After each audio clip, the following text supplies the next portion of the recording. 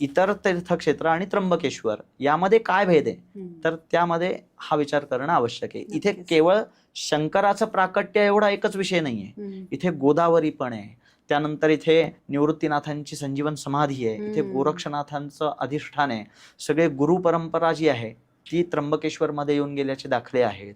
आणि सगळ्यात महत्वाचं धार्मिक विधी करता, तेच मी आता तिकडे येणार होते, थोडा ऑफ ट्रॅक जाईल, परंतु जे काही पत्रिकेतले दोष असतात किंवा नारायण नागबळी किंवा त्रिपिंडी श्राद्ध या सगळ्या गोष्टी तिथे होतात. धार्मिक विधी करता त्र्यंबकेश्वर हे फार प्रभावी स्थान सांगितलेलं आहे. म्हणजे पितृदोषासारख्याच्या पूजा केल्या जातात, तर ते त्र्यंबकेश्वरी का करावं, तर त्र्यंबकेश्वरला रुद्रगया म्हणूनही ओळखलं जातं. जसं तिकडे बिहारमध्ये जी गया आहे ती विष्णू गया आहे, तसंच त्र्यंबकेश्वरला रुद्रगया म्हणून संबोधलेलं आहे. आणि या ठिकाणी म्हणजे त्र्यंबकेश्वरी येऊन जर का श्राद्धादी विधी केले, पिंडदान वगैरे असं केलं, तर आपल्या पितरांना, आपल्या पूर्वजांना शाश्वत मुक्ती सांगितलेली आहे. म्हणजे त्याच्यात संदेह नाहीये. त्या अतृप्त कोणी राहिलेले असतील, काही इच्छा वासना राहून गेलेल्या असतील समजा कोणाच्या, तर त्यांना या क्षेत्राच्या महात्म्यामुळे त्या क्षेत्रामध्ये यावंच लागतं आणि मुक्ती घ्यावीच लागते. लावून सांगतोय मी.